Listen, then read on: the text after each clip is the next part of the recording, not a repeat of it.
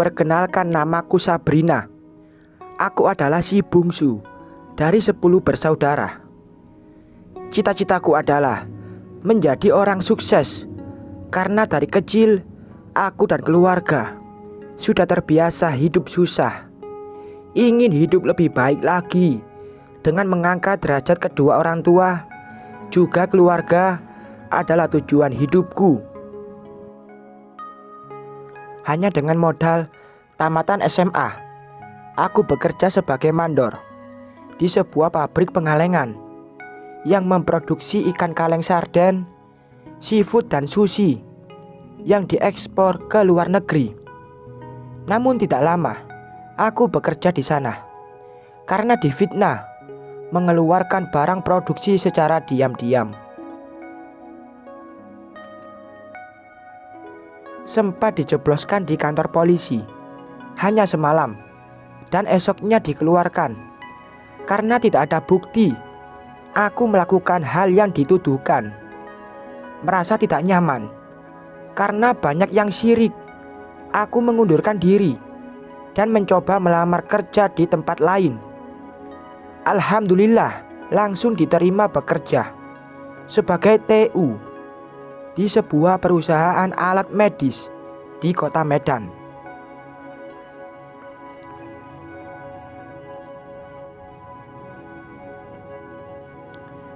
Singkat cerita, semenjak aku bekerja di sana, aku dekat sama bosku sendiri, Zidan Malvino namanya. Kami berpacaran secara backstreet kurang lebih selama 2 tahun lamanya. Selama itu pula hubungan kami baik-baik saja, hingga suatu ketika orang tua Zidan menentang keras hubungan kami setelah tahu bahwa aku terlahir dari keluarga biasa-biasa saja.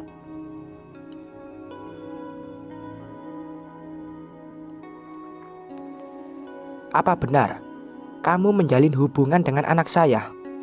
cecar ayahnya Zidan setelah aku menemui beliau di ruangan Zidan waktu itu.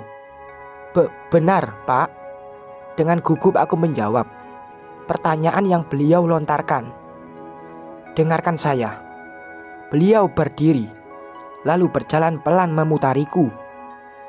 "Jangan berharap kasta rendahan sepertimu bermimpi berubah menjadi tinggi dengan menikahi Zidan.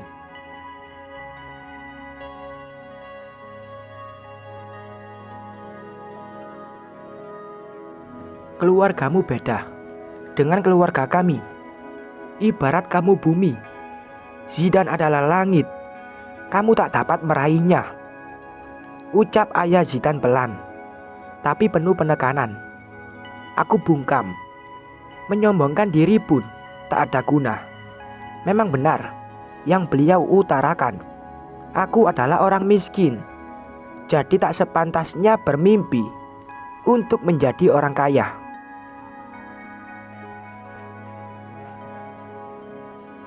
"Ya, jangan bicara seperti itu. Aku mencintai Sabrina, ya. Tolong biarkan kami menjalin hubungan ini." Zidan memohon pada ayahnya. "Buka matamu, Zidan. Wanita rendahan sepertinya tak layak bersanding dengan keluarga kita. Dia tidak pantas untukmu. Kamu bisa mencari wanita lain yang sederajatnya sama tingginya dengan kita. Bukan dia, si miskin tak tahu diri ini."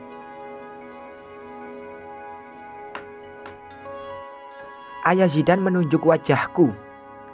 Aku tetap bergeming, meremas ujung baju kantorku, menahan air mata agar tak tumpah. "Cukup ya, jangan lagi ayah caci maki Sabrina. Sabrina wanita baik." Zidan membelaku, yang justru membuat hatiku seakan terkoyak. Betapa sakitnya menjadi orang miskin yang terhina seperti ini, batinku. "Jangan-jangan kamu pelet anak saya, ya? Atau kalau gak, kamu pasti sudah mencuci otaknya Sampai-sampai dia berani membelamu di depan saya. Atau... Ayah, stop, gertak Zidan, memotong ucapan ayahnya. Oh, saya tahu. Pasti kamu sudah memberikan harga dirimu pada anak saya dan mengancamnya. Jadi dia takut padamu. Hebat juga ya cara orang tuamu membesarkanmu dan memberi arahan untuk menggait Zidan. Ayah Zidan benar-benar menguji kesabaranku. Ayah Jah, stop Zidan. Kamu tak perlu membelaku. Selaku saat dia menyangga tuduhan ayahnya. Maaf, saya memang miskin, Pak. Tapi saya punya harga diri. Silakan Bapak mencaci maki saya, tapi tidak dengan orang tua saya.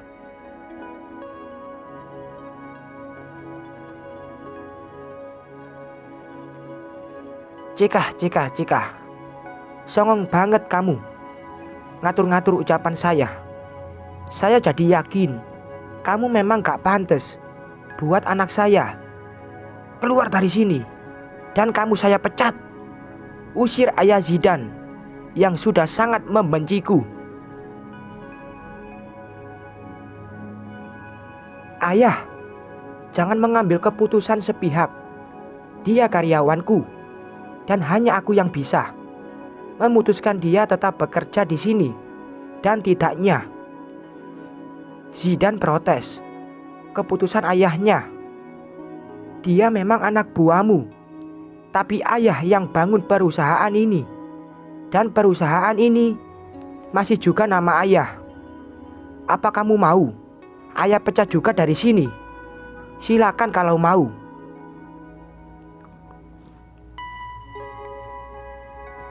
Sana, hidup gelandangan sama si miskin ini.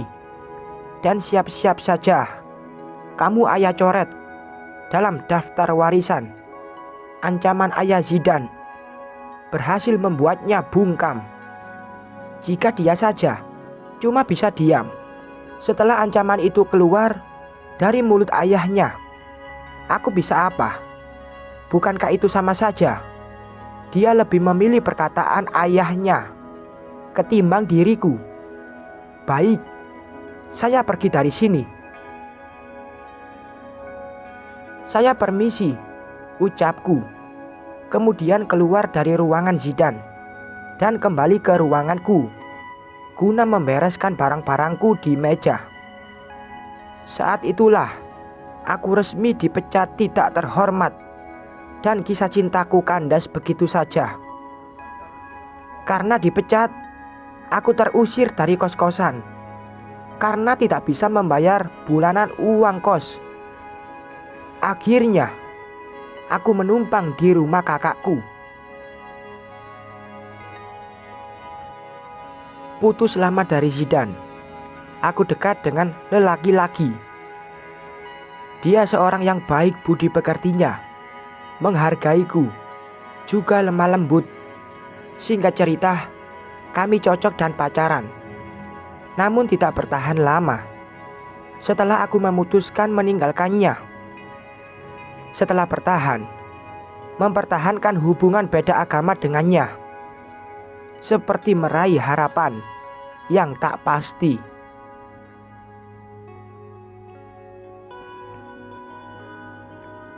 Karena itulah aku memilih mundur sebelum aku benar-benar mencintainya terlalu dalam. Dengan modal nekat, aku merantau ke luar kota demi melupakan masa lalu dan semua cerita kisah cinta. Terlebih menjauhi kakak iparku, karena selama tinggal di sana, aku sering digoda, bahkan pernah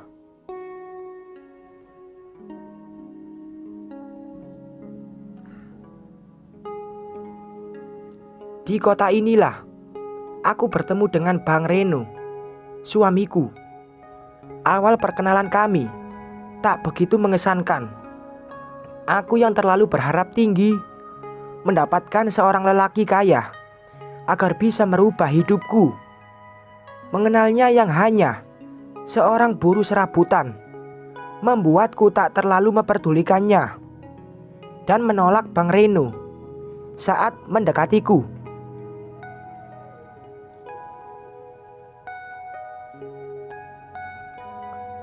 Seiring berjalannya waktu, entah kenapa, aku menerima Bang Reno begitu saja. Seperti orang frustasi dan pasrah karena sering gagal dalam urusan percintaan. Aku menerima lamarannya. Kami menikah dengan dia memberikan uang pada orang tuaku 700.000 saja waktu itu, sebagai wujud untuk membeli keperluan dapur, istilahnya.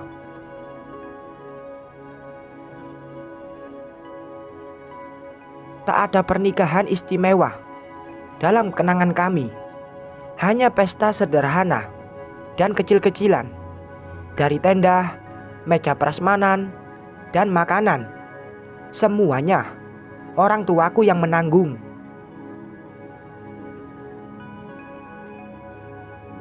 Sebenarnya orang tua dan keluarga menentang hubungan kami. Tapi apalah daya, aku yang memang saat itu ingin segera menikah, tak menerima semua saran keluarga untuk meninggalkan Bang Reno. Hingga mau tidak mau, mereka merelakanku dinikahinya.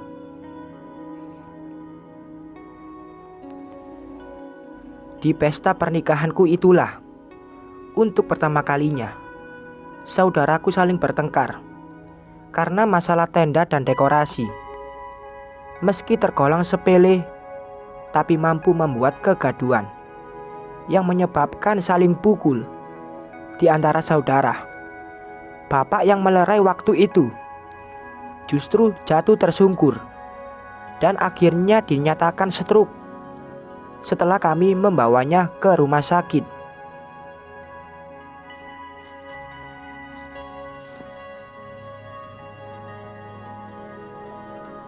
Seminggu setelah pernikahanku, aku memutuskan keluar dari rumah bersama suamiku agar hidup mandiri. Kami yang memang tidak punya apa-apa waktu itu, ibu memberikan uang 700.000 dari Bang Reno kembali pada kami untuk hidup. Dengan modal uang itu dan gelang yang kupunya waktu gadis, aku menjualnya untuk tambahan biaya mengontrak rumah.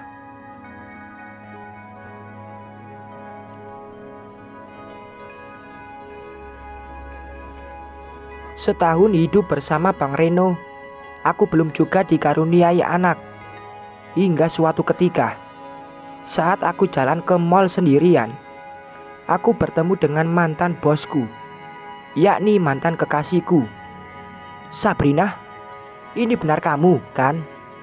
Zidan memegangi pundakku, seolah tak percaya bertemu denganku lagi. Iya, ini aku yang juga tak percaya bisa bertemu lagi dengannya. Merasa agak gugup dan deg-degan. "Kamu udah nikah, Sab?" Aku belum nikah," ku jawab demikian. Karena saat itu aku berharap dia masih mau menerimaku kembali menjadi kekasihnya.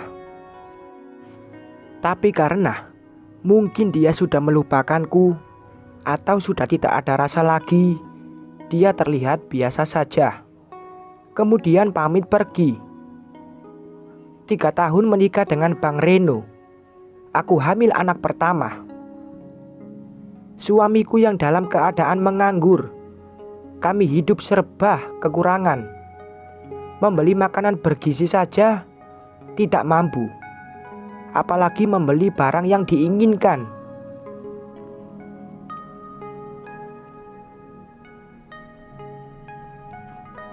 Bahkan pernah juga sama sekali tak makan karena gak ada yang bisa kami masak.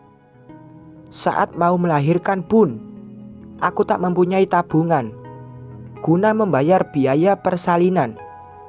Berniat meminta tolong pada orang tua juga aku urungkan karena malu. Mereka yang awalnya tak merestui pernikahan kami membuatku sungkan.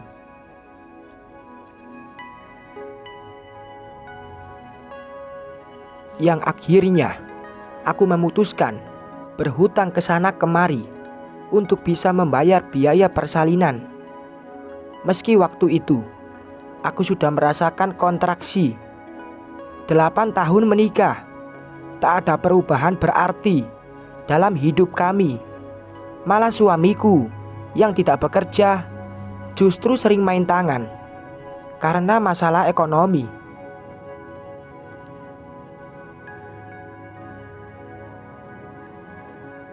Disinilah aku memutuskan mencari kerja dan dapat kerjaan di sebuah konveksi baju sekolah. Dengan sedikit kemampuanku menjahit, aku diterima di sana sembari les busana. Sewaktu pulang dari bekerja, aku mengalami kecelakaan, ditabrak orang kaya bermobil. Orang-orang berkerumun dan memukuli orang itu. Saat ku tengok, ternyata penabrak itu adalah Zidan, mantanku.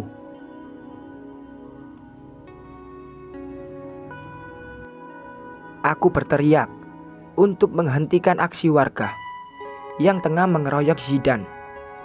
Mereka berhenti melakukan pengeroyokan saat aku berkata, "Aku mengenalnya."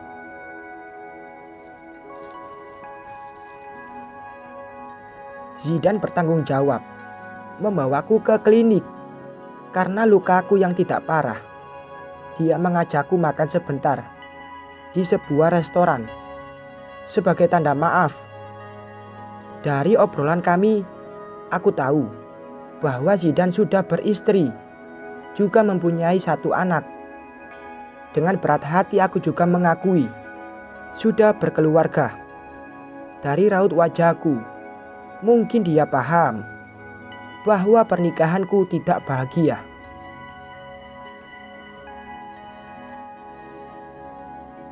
Akhirnya kami bertukar nomor telepon dan berkomunikasi lagi.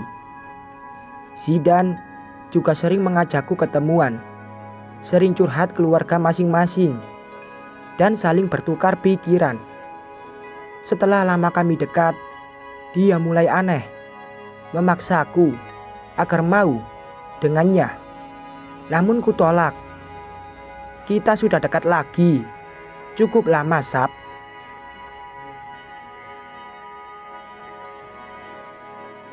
Jujur, aku masih sayang sama kamu, ucapnya waktu itu padaku. Aku sebenarnya juga masih sayang sama kamu, tapi kita sudah tak mungkin sama-sama. Aku dan kamu sudah berkeluarga, kan? Jadi biarlah kita tetap menjadi teman seperti ini. Dengan seulas senyum, aku memaparkan kenyataan. Tidak ada salahnya kita lebih dekat lagi, Sab. Kita bisa berhubungan lagi sebagai sepasang kekasih secara diam-diam, saling mengisi satu sama lain, asal kita sama-sama bisa merahasiakan dari pasangan masing-masing. Tawarnya padaku kala itu. Zidan, maaf, aku gak bisa. Aku menepis tangan Zidan yang berusaha menyentuh tanganku.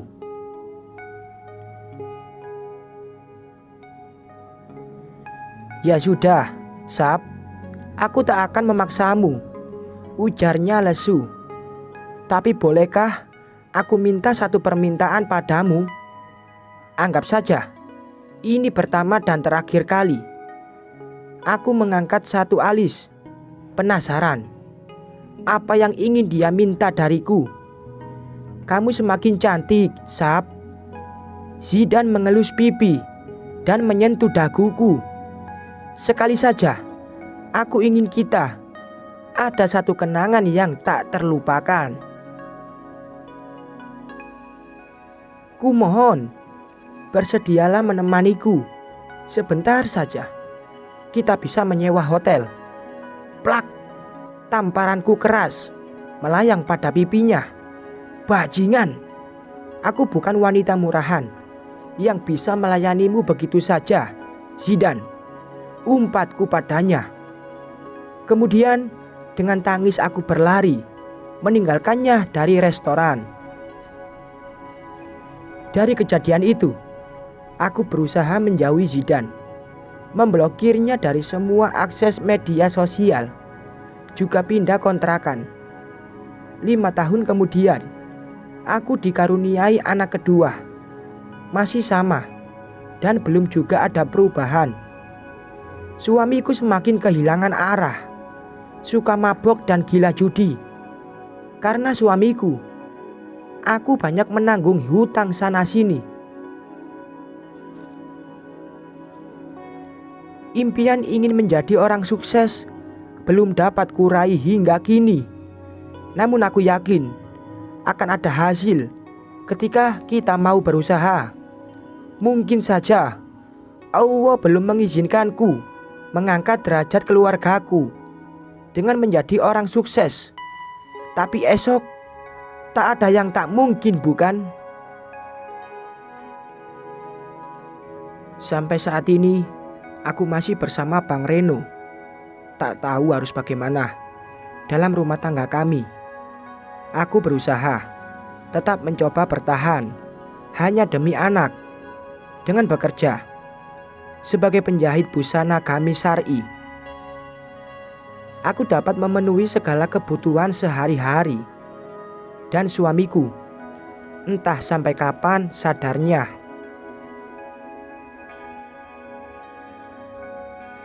Justru sekarang sepertinya Bang Reno mempunyai wanita lain. Aku pun tengah mencari bukti dan menyelidikinya. Inilah sepenggal kisahku. Mohon doanya dan jangan hujat aku. Mungkin aku telah salah memilih seorang suami. Namun aku jalani karena telah memilih jalan ini sendiri, tanpa paksaan dari pihak manapun.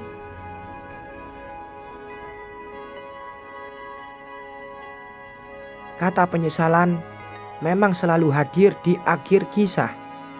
Namun kita bisa merubah takdir dan berusaha dan berdoa.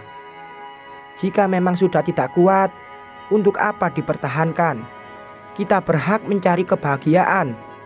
Urusan anak bisa dibicarakan dengan kepala dingin untuk mencari solusinya.